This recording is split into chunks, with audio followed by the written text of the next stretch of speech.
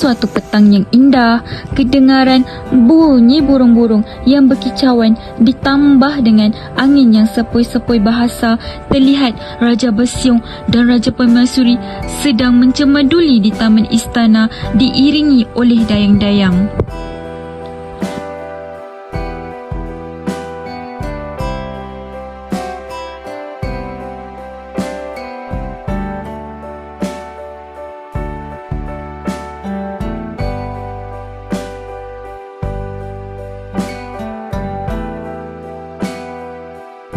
Raja Permaisuri memulakan perbualan bagi memecahkan kesunyian antara mereka.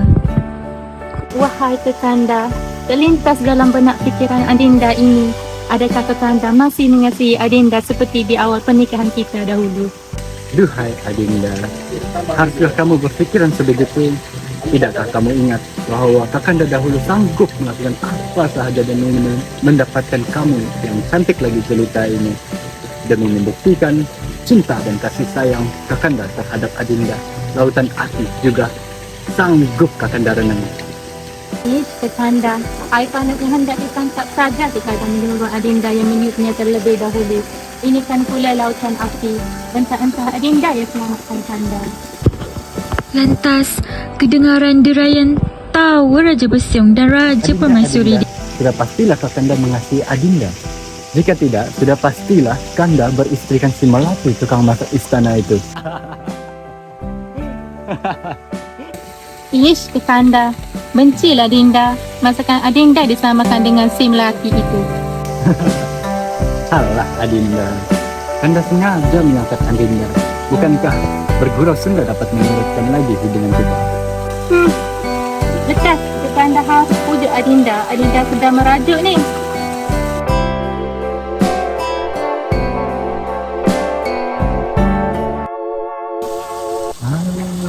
Dinda jangan marah-marah, takut nanti lekas tua. Kanda setia orangnya, takkan pernah mendua. Kanda, ada saja akal Kekanda ini. Sebab inilah Dinda tidak boleh merajuk lama-lama dengan Kanda. Sudahlah, mari Kekanda kita pulang. Hari juga sudah hampir senja. Mari Adinda. Raja Bersiung dan Raja Permaisuri pun berangkat pulang ke tempat bersemayam.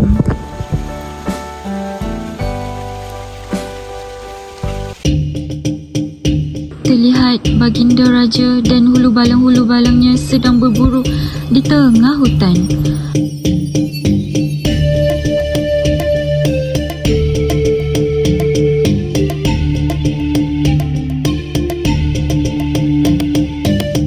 Baginda sangat suka berburu, terutama memburu rusa.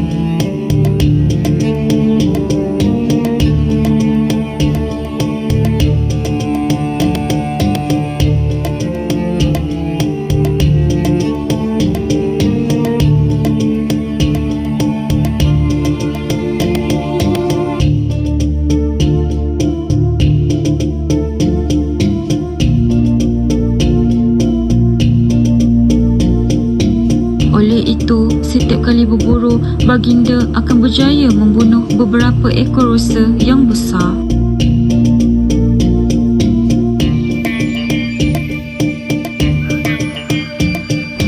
Apabila kembali ke istana, baginda akan memerintahkan tukang masak mencampurkan daging rusa tersebut ke dalam masakan kari kegemaran baginda untuk menambahkan lagi kelazatan.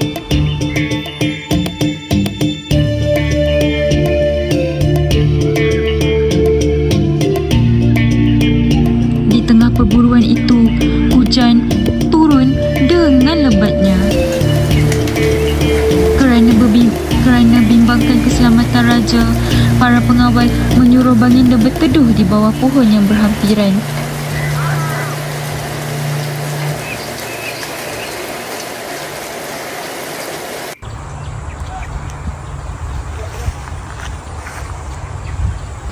Setelah hujan berhenti, Raja Besiung memerintahkan orang-orangnya supaya bersiap untuk pulang. Ayolah kita pulang. Tidak ada gunanya meneruskan pemburuan ini kerana semua binatang telah lari jauh ke tengah hutan. Ayolah semua pulang. Ayolah.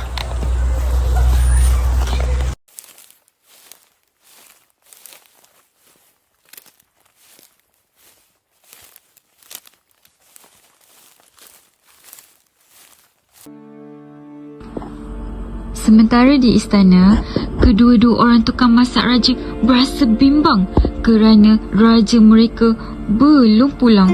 Tukang masak yang bertugas memasak kari raja adalah seorang yang suka berhayal. Sewaktu memasak kari raja, beliau memikirkan keselamatan Baginda. Tiba-tiba pisau yang digunakan terhiris jarinya sendiri. Pembantu istana mengumumkan ketibaan Raja Besiung ke ruang menyantap ditemani dayang-dayang.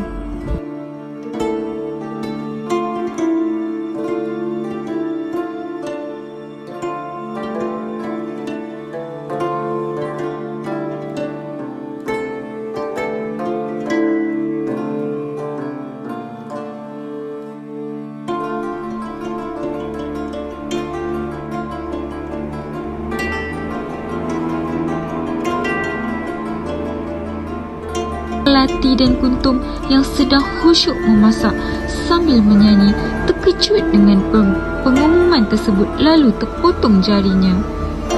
Darahnya menitis masuk ke dalam santapan yang sedang dimasak itu. Aduhai, sudah tidak sempat untuk memasak santapan yang baru. Tapi tak mengapalah, hanya beberapa titis saja darahku yang masuk ke santapan raja. Pasti rasanya sama saja. Sudahlah Melati, itulah kau berhayal lagi. Kalau kau lambat, pasti Baginda akan buka. Tanpa berfikir panjang, Melati menyegerakan memasak santapan raja.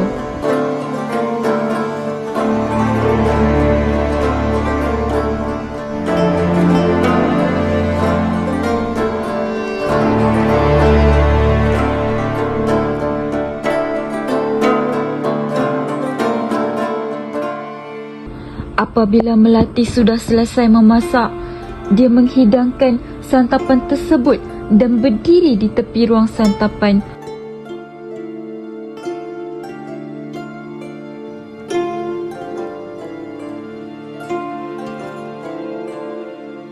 Tiba-tiba, air muka Baginda berubah dengan sekelip mata selepas menjamah santapannya. Baginda kelihatan amat berselera menikmati santapannya. Wahai Melati dan Kuntum, sungguh enak santapan pada hari ini. Beta amat menyukainya. Adakah kamu menukar resepi santapan pada hari ini? Ampun, tuanku. Tidak, tuanku. Melati, lebih baik kau berkata benar. Kau mau aku murka akan engkau? Melati pun menjadi kalut dan semakin gelisah. Dia tahu akibat yang akan menimpa dirinya jika dia masih berkeras untuk tidak berkata benar. Kepalanya pasti berpisah daripada tuanku. tubuhnya, lalu Batik pun mohon menyembah ampun, dengan penuh tuanku. rasa takut Lagu dan baru gemetar. Blackpink begitu menyeronokkan sehingga Patik Leka bernyanyi tadi dapur, tuanku. Melihat Melati terlalu ketakutan ketika menjawab persoalan itu, lantas Kuntum mencelah. Pun tuanku, Patik mencelah. Kami terkejut dengan pengumuman ketibaan tuanku. Lantas si Melati ini terhiris hujung jarinya. Maka menitislah darahnya ke dalam santapan tuanku. Sebaik kau mendengar lagu Blackpink semasa memasak tadi. Dan masakan santapannya yang begitu sedap sekali. Jadi, aku tidak jadi murka akan engkau. Baiklah, kau boleh beransur pergi ke tempat kau semula. Melati dan Kuntum beransur ke dapur semula. Raja Besiung pun termenung panjang sambil tersenyum. Keesokan harinya, Raja Besiung sekali lagi menitahkan Melati dan Kuntum untuk memasak gulai kesukaannya sebagai santapan tengah hari. Raja Besiung meminta mereka untuk menyediakan masakan itu secara rahsia.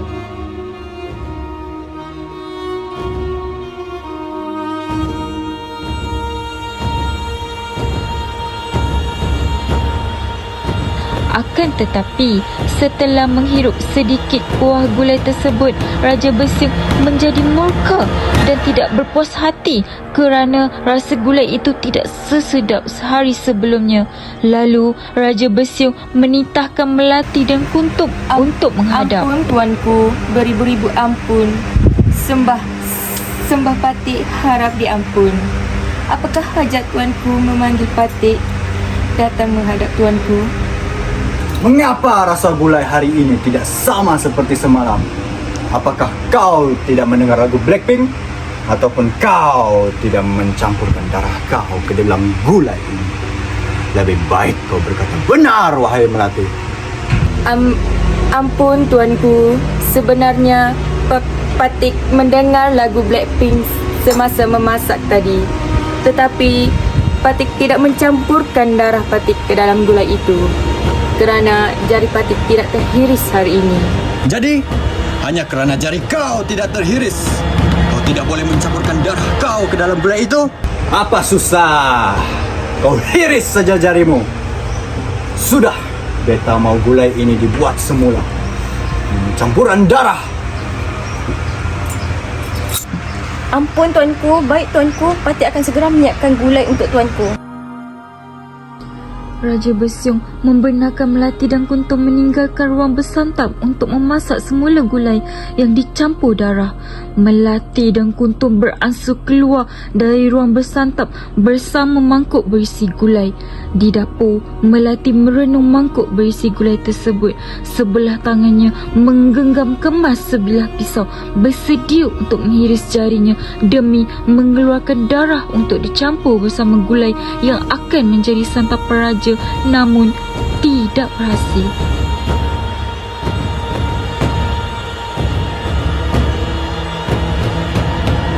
Berkali-kali dadanya diurut untuk meredakan resah yang bertandang di hati. Akhirnya Melati menawarkan diri.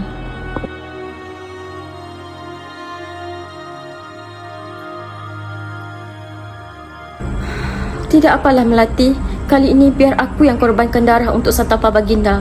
Aku tidak mahu kamu dimurka oleh Baginda. Barangkali Raja akan menjatuhkan hukuman terhadap kita jika tidak menurutnya. Maafkan aku, Kuntum. Usai memasak semula gulai tersebut bersama beberapa titisan darahnya, dia kembali menghadap Baginda bersama gulai itu. Ampun tuanku, Patik sudah menyiapkan gulai yang seperti tuanku titahkan. Jikalau masakan ini masih tidak memuaskan hati beta, maka terpisahlah kepala dari badanmu, Melati. Ampun tuanku.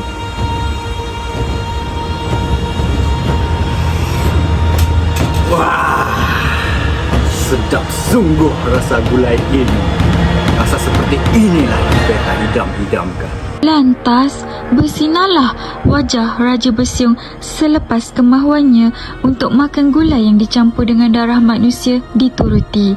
Melati dan Kuntum pun beransur semula ke dapur, manakala Raja Besiung beransur ke ruang beradu. Saban hari, keinginan Raja Besiung untuk makan darah manusia semakin meningkat, menyebabkan siungnya tumbuh semakin panjang. Akhirnya, Raja Besiung sudah tidak mampu untuk menyembunyikan lagi ketagihannya terhadap darah manusia dan meminta menteri untuk memberikan cadangan dan nasihat.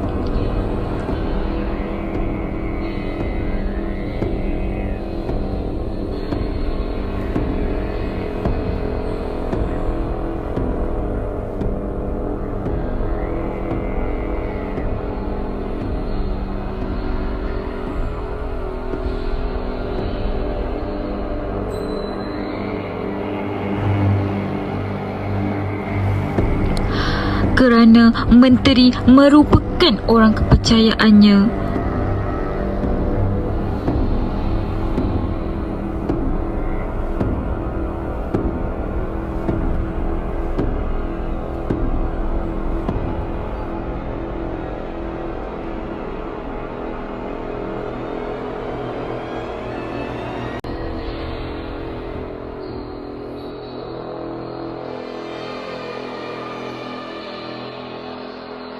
Oleh itu, menteri menitahkan dukun untuk datang menghadap baginda raja.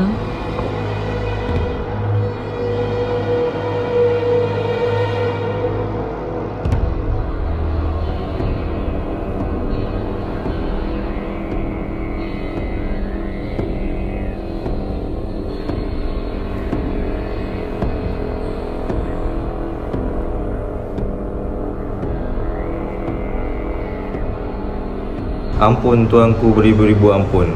Apakah hajat tuanku menitah Patih untuk menghadap? Wahai dukun, beta Ronsen, tuan hamba sedia maklum yang sejak akhir ini beta bersantapkan gula yang bercampur darah manusia. Namun ketagihan beta untuk memakan darah semakin menjadi-jadi, dan keinginan beta juga untuk memakan darah manusia semakin membuak-buak. Adakah beta akan bertukar menjadi Dracula dan berantap di dalam keranda kelak? Siom beta juga sudah mulai tumbuh. Ampun tuanku. Menurut logik Patih, tuanku takkan menjadi Dracula, kerana Dracula hanya wujud di negara barat saja. Asal usul tuanku di tanah Melayu, jadi tuanku usah khawatir. Tidak mungkin tuanku beradu di dalam keranda. Dukun mengangguk mendengar penjelasan sementara mencari idea agar baginda dapat makan darah manusia. Beginilah tuanku, Patih cadangkan tuanku titahkan ulu balang tuanku untuk menyimpan darah banduan-banduan yang dihukum bunuh, lalu dijadikan santapan tuanku. Hari ini ada seorang banduan akan dihukum bunuh, jadi darah itu sebagai campuran santapan tuanku nanti. Raja Bersiung berasa berpuas hati dengan cadangannya yang diberikan oleh dukun dan menitahkan pengawal untuk datang menghadap di balerung istana bersama. Tuanku, Lalu Patih Raja telah Bersiung pun membawa pengawal mengarahkan datang menghadap. dukun untuk memanggil pengawal. Baginda Raja mahukan lebih banyak darah untuk dimasukkan ke dalam Ampun tuanku, makanannya. beribu-ribu ampun. Sembah Patih harap diampun. Apakah hasrat tuanku menitahkan Patih datang? Pengawal, bawakan beta darah banduan yang akan dibunuh pada hari ini. Jangan kau banyak tanya, jalankan saja titah beta. Maafkan Patih, bukankah ini tindakan yang salah, tuanku? Jis! Berani kau mengingkari kata beta? Adakah kamu mau menjadi seperti hamba yang lain? Ampun tuanku. Akan kami segerakan hukuman kepada banduan itu dan akan kuserahkan darahnya kepada tuanku. Ingat, hal ini menjadi rahasia antara kita. Mulai hari ini, beta mau kau membunuh semua banduan yang ada dalam penjara istana setiap hari untuk beta jadikan darah mereka sebagai santapan. Sekiranya kau tidak menurut perintah atau membocorkan perihal rahasia ini, maka darah kau yang akan menjadi santapanku. Baiklah. Hulu balang beransur keluar meninggalkan Raja Bersiung dan dukun.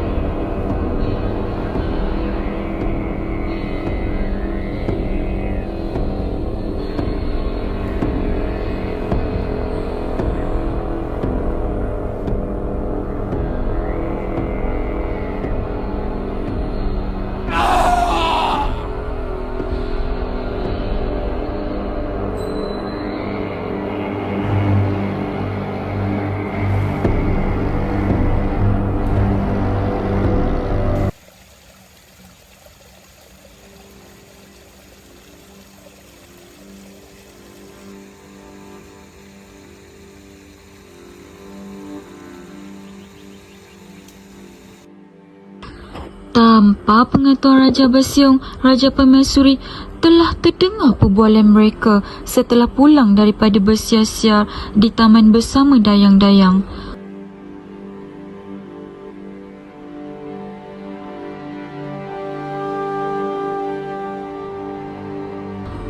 Hal ini sudah sampai di pengetahuan menteri.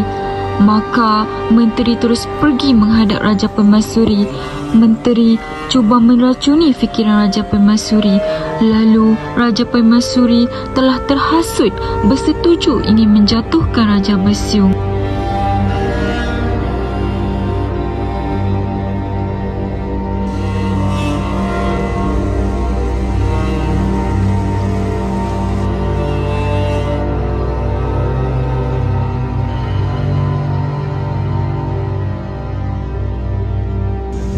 Ampun, Tuanku Raja Permaisuri. Usahlah Tuanku khawatir.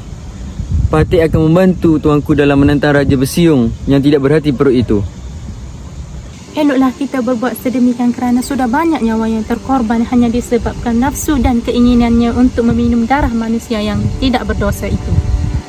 Patih akan memastikan Raja Basyong akan menerima balasan yang setimpalnya dengan perbuatannya. Suatu hari, Raja Permaisuri dan menteri berjumpa di taman secara senyap dan membuat perancangan untuk menjatuhkan Raja Basyong kerana Raja Permaisuri tidak mahu negara itu ditadbir oleh raja yang zalim.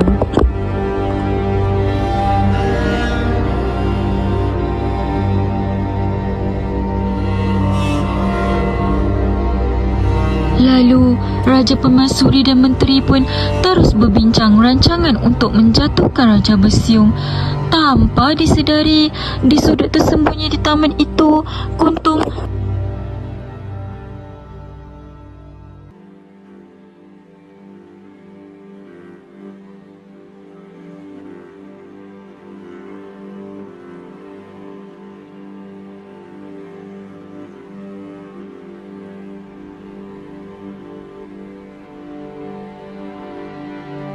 sebaik terdengar perbualan menteri dan permaisuri, Kuntum yang terkejut dan ketakutan terus berlari ke tempat bersemayam Raja Basyong.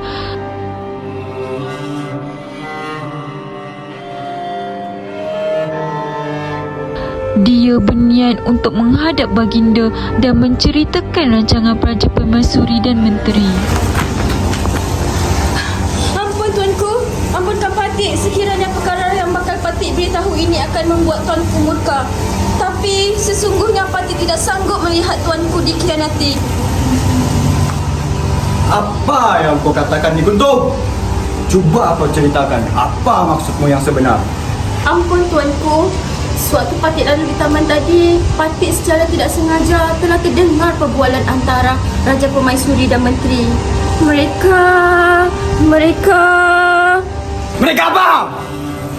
Mereka berpakat untuk menjatuhkan Tuanku dari tahta. Sebaik sahaja Kuntum menghabiskan kata, datang Raja Permaisuri dan menteri dengan menafikan perkara tersebut. Kanda jangan percaya dengan kata-kata Kuntum yang penuh dusta ini. Kuntum sahaja menuduh Adinda kerana cemburu akan kedudukan Adinda sebagai Raja Permaisuri. Ampun, Tuanku, maaf kerana mencela. Sesungguhnya Kuntum telah berkata dusta. Patih berjumpa dengan Raja Permaisuri kerana ingin menyerahkan barang yang digiringkan Raja Permaisuri ketika ke pelabuhan tadi. Dalam keributan yang berlaku, pantas Melati datang melihat si Kuntum yang tidak bersalah apabila mendengar keributan itu. Apa? Kuntum! Benarkah apa yang dikatakan oleh Raja Permaisuri dan juga menteri? Berani kau berkata buruk tentang istriku dan orang kepercayaanku. Adakah kau ingin dipancung? Tidak, sumpah Patih berkata benar. Memang betul Patih dengar semuanya dengan jelas. Raja Permaisuri dan menteri ingin menjatuhkan Tuanku. Kuntum, apa yang kau katakan ini? Kanda, sumpah Adinda tidak menipu. Adakah kau lebih percayakan Kuntum yang duduk di dapur berbanding Adinda yang teman sehidup semati dengan Kanda? Ces! Berani kau, Kuntum berfitnah. Orang seperti kau layak dipancung. Lupa lagi. Mari kau sini. Ambil ni. Kau pancunglah pedang yang telah menabur fitnah pada istriku.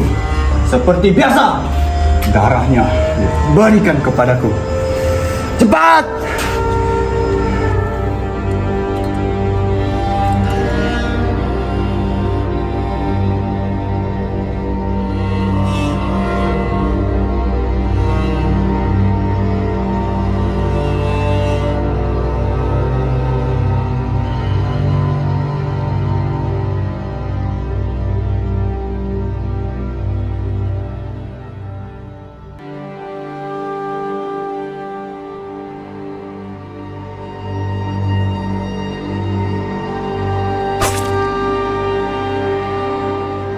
Sesudah kepala Kuntum dipancung, darahnya diberikan kepada Raja Besyong.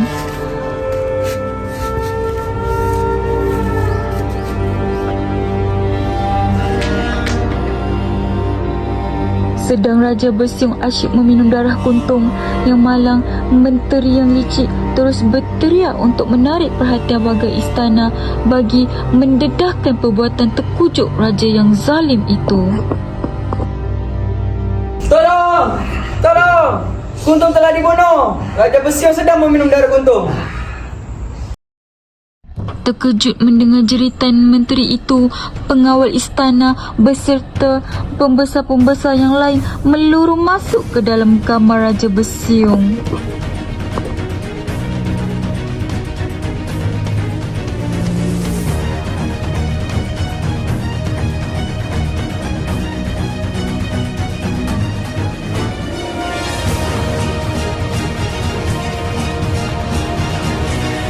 Lihatlah raja kamu yang seperti binatang bertombekan manusia ini, sanggup membunuh demi memuaskan nafsu binatangnya.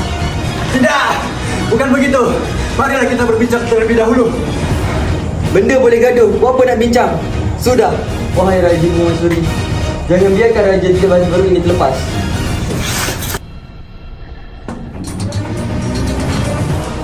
Raja Permaisuri pun menitahkan pengawal dan pembesar-pembesar istana yang ada untuk membunuh raja. Lalu mereka pun membunuh Raja Besyong beramai-ramai menggunakan sumpit.